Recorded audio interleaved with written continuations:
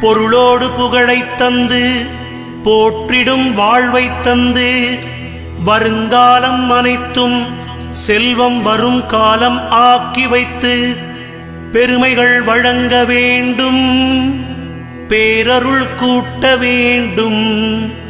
அருள்மிகு குருவே, உன்னை அடிபணிந்து வணங்குகின்றேன்.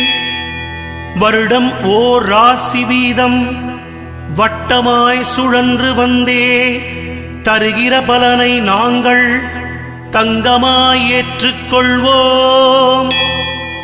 வருகிற நாட்களெல்லாம் வசந்தமாய் மாறுதற்கே அருள் தரும் உனது பார்வை அனுதினம் எமக்கு வேண்டும். குருவே, நீ பார்த்தால் போதும் கோடியாய் நன்மை சேரும்.